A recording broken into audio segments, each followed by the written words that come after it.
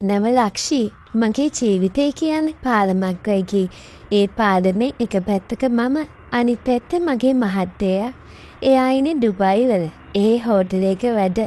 මගේ මහත්තයා විහඟ ගෙදර එන්නේ අවුරුද්දකට එකපාරයි.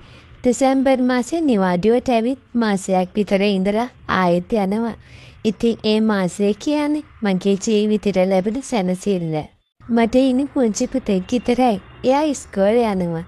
තව දරුවෙක් හදාගන්න උවමනාව මට තිබුණත් ඉතින් මහත්තයා නැති නිසා කරගන්න විදිහක් නැහැ. මොකද ඉතින් හොලකින් ළමයි හැදෙන්නේ නැහනේ. මේ පාළු ජීවිතය ඇතුලේ මම හිර වෙලා ඉන්නවා. මගේ තරුණකම, මගේ ආශාව හැමදේම මගෙන් ඈතට යනවා වගේ දැනෙනවා. මගේ ඇඟ ගැන කියනවා නම් මට තියෙන හොඳ ලස්සන ඇඟක්, හොඳට පිරුණු එකක්. මම ගොඩාක් කෙට්ටු නෑ. ඒක මටම දැනෙන දෙයක්. දවසින් දවස පාළුවෙන් හිර වෙති. මගේ හිතේ ආශාවන් දළු වෙනවා. ඒත් ඒවට නවාතැන් දෙන්න විදිහක් නෑ. විහඟ ආයෙත් එනකන් මම බලන් ඉන්නේ දින ගණන් කරමින්. ඒ මාසය ඇතුලේ අපි දෙන්නටම දැනෙන හැඟීම් වලින් මම පෝෂණය වෙනවා. දවසක් මම ගෙදර අස්කර කර හිටියා. විහඟ ලංකාවට එන ළඟ නිසා. එයා ඉන්න කලින් ගෙවල් හොඳට අස් කරලා ලස්සනට තියෙන්න ඕන නිසා මම හැමතැනම අස් කරමින් හිටියා. එදා මම ඇඳගෙන හිටියේ කොටගාවමත්. ගෙදර කවුරුත් නැති නිසා මම ඇඳුම් ගැන වැඩි හිතන්නේ නැහැ. මම ඇඳන් හිටියෙත් ඒ ගාම විතරයි. උදේ නැගිටපු ගමන්ම නිසා යට ඇඳුම් නැහැ. පුතත් ඉස්කෝලේ ගිහින් නිසා ගෙදර කවුරුත් නැහැනේ. තනියම වැඩ කරද්දි ටිකක් මෙදාසේ ඉන්න ලැබෙන එක මට සැනසීමක්. මම සාලේ බිත්ති පිහද පුටුවක් උඩට නැගලා වැඩ කර හිටියා. මගේ කොටගවම මගේ දණහිසෙන් ටිකක් උඩට වෙන්න ඉස්සරහ තිබුණා. දාඩිය දාලා තිබුණ නිසා ඇඟට ඇලිලා. ඒත් මට ඒ ගැන වැඩි තැකීමක් තිබුණේ නෑ. ඒත් එක්කම මහත්තයාගේ අයියේ සහන් ගෙදරට ආවා. එයා තාම මැරි කරලා නෑ. අම්මලත් එක්ක තමයි ඉන්නේ. එයාලගේ ගෙවල් තියෙන්නේ අපේ ගෙදර කිට්ටුවමයි. අම්මා කෑම වගේක් හදලා ඒක මට දීලා යන්න එයා ඇවිත් තිබුණේ. මම අස්කර කර ඉන්නකොට එයා ඇවිත් එතන තිබුණ සෝෆා එකේ වාඩි වුණා. මම පුටු උඩ නැගගෙන වැඩ. මගේ කකුල් දෙකත් හොන්ච පේනවා. මටත් පිහක නැති නිසා ගොඩාක් අමාරුවේ හිටියේ. ඒ පාළුව නිසාමද මන්දා මම ටිකක් හොඳට පේන්න වගේ කකුල් දෙකත් උඩ දාගෙනම වැඩ කළා. සහන් අයියා මගේ දිහා බලාගෙන මගේ ඇඟෙන් එහාට එයාගේ ඇස යන්නේ නැහැ කියලා මට හොඳටම දැනුණා. එයා කෑමක මේසෙ උඩින් තියලා සෝෆා එකේ හොඳට වාඩි වෙලා මගේ දිහාම බලන් හිටියා. මට පොඩි ලැජ්ජාවක් වගේ දැනුණා. මම ඒක එළියට පෙන්නුවේ නැහැ. අයියයි මෙහෙම බලන් ඉන්නේ කියලා මට හිතුණා. මොකද ලක්ෂි ලොකු යුද්ධයක්ද? මහත්තයා එනවා කිව්වම ඕනාවටත් වඩා වැඩ කරනවා වගේ. සහන් අයියා කිව්ව පොඩි හිනාවක් දාගෙන. එයාගේ හඬේ තිබුණේ මට අලුත් අරුතක්.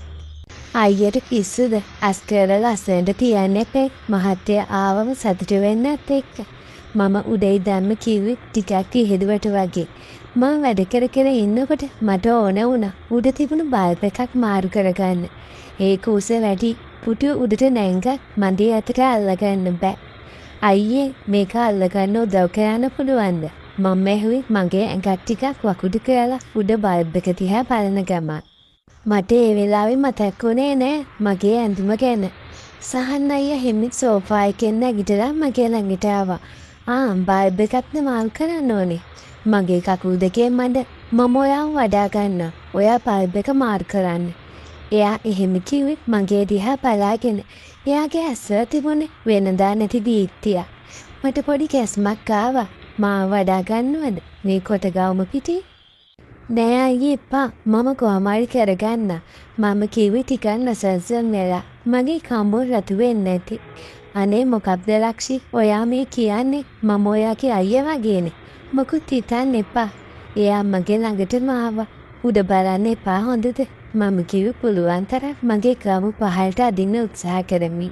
මට මතක් වුණා මම යට ඇඳුමක් ඇඳලා නෑ කියලා. මේ වචන ටික කිව්වත් මගේ ඇතුලෙන් දැනුනේ පුදුම දෙයක්. පොඩි පියක් ඒත් එක්කම පොඩි කුතුහලයක්. මම මේක නතර කරන්න ඕනේද? නැත්නම් මේක වෙන්න දෙන්නද? සහන් අයියා කිසිම දෙයක් නොකියුවට එයාගේ ඇස් මගේ දිහාමයි තිබුණේ. එයා මාව ඉස්සුවා. මගේ ඉනෙන් අල්ලලා එයා මාව උස්සද්දි මගේ කොට ගවම යටින් ඔක්කොම උඩට ඉස්සුණා. දැන් ඔක්කොම එළියේ. මගේ ඇස් දෙක විශාල වුණා. මගේ කකුල් දෙක එයාගේ ඉන දෙපැත්තෙන් එල්ලෙද්දි මගේ මුල් ඇඟම එයාට දැනෙන්න ඇති. මට දැනුණා එයාගේ අත්වල උණුසුම, එයාගේ ඇඟේ සුවඳ. මගේ හුස්ම ටිකක් වේගවත් වුණා. මම ගණන් නොගෙන වගේ මට බල්බ් එක මාරු කරන්න ගත්තා. මගේ හිතේ තිබුණේ පුදුම අවුලක්. මම මේ මොනවද කරන්නේ? ඒත් එක නතර කරන්න මට හිතුනේ නෑ. සහන් අයියා පහලට වෙලා හොඳ සැපක් ගන්නවා වගේ මට දැනුණා. එයා මගේ ඇඟට වඩා හොඳට කෑවිලා හිටියා. මගේ මුල් පිටම එයාගේ පපුවට තද වෙලා. මට ඇහුණා එයාගේ හුස්ම ගැනීමේ වේගය වැඩි වෙනවා වගේ. මගේ ඇඟට දැනෙන්නේ පුදුම උණුසුමක්. ඒක බියක්ද ආශාවක්ද කියලා මට තේරුණේ නෑ. බල්බ් එක මාරු කර ඉවර වෙද්දි මම හෙමින් පහළට එන්න හැදුවා. දැන් හරිය අයියෙක් පිමින් තියන්න මම කීවා. එයා මා පහළට කළා. ඒත් එහෙම මම සෝෆා එකට වැටුණා. මගේ ගවුම කරේ. දැන් මගේ කකුල් දෙක හොඳටම පළල් වෙලා. මගේ යත් දෙක සෝෆා එකේ පිටිපස්සට ගිහින් තිබුණා. හිතා ගන්න පුළුවන් සහන් අයියට කොහොමද දැනෙන්නේ නැතිද කියලා. මම ඇස් වහගත්තා. මම හෙමින් ඇස් වැල්ල බැලුවා. සහන් අයියා මගේ දිහා බලාගෙන හිටියා. එයාගේ ඇස්වල තිබුණේ දැවිල්ලක්. මගේ මුහුණ රතු වෙන්නේ නැති. මට දැනුණා මගේ හදවත වේගයෙන් ගැහෙනවා. මම හෙමින් නැගිට්ටා. මගේ කකුල් දෙක ඈත් කරගෙනමයි මම නැගිට්ටේ. මම ඉක්මනට ගවුම පහළට ඇත්තා. සහන් අයියා ඒ දිහාම බලාගෙන එයාගේ ඇස්වල තිබුණේ ආශාවක්. මම ඉක්මනට හැරිලා මගේ වැඩේ ටිකටම කරගෙන ගියා.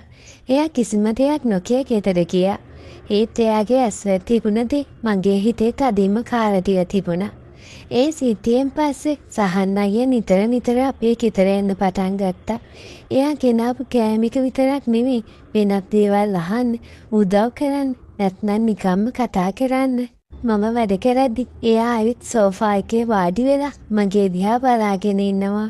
මම වැඩ කරනවා. එයා මගේ දිහා බලාගෙන අපේ ඇස් නිතරම ගැටුණා. ඒ ගැටීම් වල තිබුණේ අලුත් අරුතක්. කලින් තිබුණ සහෝදර සම්බන්ධයට එහා ගිය දෙයක්.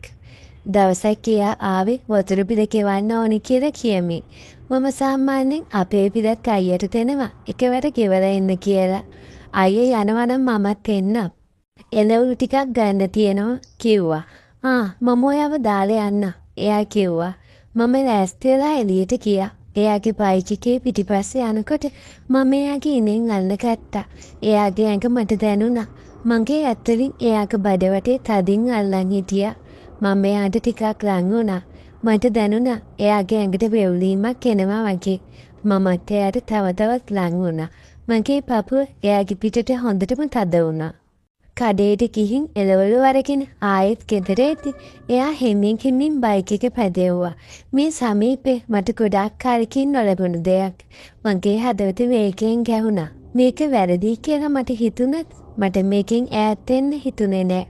අපි ගෙදර ආවා. එයා බයික් එක නවත්තලා බැස්සා. මමත් හෙමින් බැස්සා. එයා හැල මගේ දිහා බැලුවා. අපේ ඇස් එකට ගැටුණා. ඒ බැල්ම තිබුණේ අපේ හිතේ තියෙන හැමදේම. අපේ ආශාවත්, අපේ පාළුව. එයා මගේ ළඟටම ආවා. මගේ අතින් අල්ලලා "ලක්ෂි" කියලා මෙවිනවා.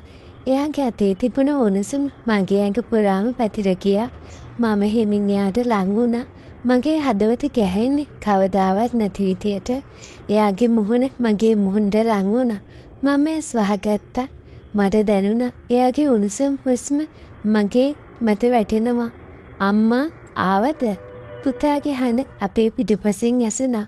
පුතා ඉස්කෝලේ ඉඳලා ඇවිත්. අපි දෙන්න එකවරම ගැසිලා ඇතුණා. සහන් අයියා ඉක්මනට එතනින් ගියා. මම පුතා ළඟට ගිහින් ඔළුවට කෑවා. මගේ හිතේ තිබුණේ පුදුම අවුලක්, බියක්, ලැජ්ජාවක්. ඒත් එක්කම නොලැබුණ දෙයක් ගැන තිබුණ ආශාවක්. එදා රෑ මට නිින්ද ගියේ නෑ. සහන් අයියාගේ ඇස්, එයාගේ හුස්ම හැමදේම මගේ හිතේ තවුන්කාර දුන්නා. මගේ මහත්තයාට මම මේ කරන දේ සාධාරණද? මම එයාට ද්‍රෝහි වෙනවද? ඒත් මට මේ තනිකම දරා ගන්න බෑ. මගේ ඇතුලේ තියෙන ආශාවත් මාව පිස්සු වටනවා. සහන් අයියටත් මගේ වගේම හැඟීමක් තියෙනවා. මේක වැරදි කියලා තැනදන මගේ හිතට තැරුණේ මේකින් ඈත් වෙන්න අමාරුයි කියලයි. ඒත් මම තදින්ම හිතාගත්තා මගේ මහත්තයට වැරද්දක් කරන්නේ නෑ කියන එක. එදායින් පස්සේ මම අයියව මගෑරියා. කවදාවත් ඔහු හමුවට ගියේ නෑ.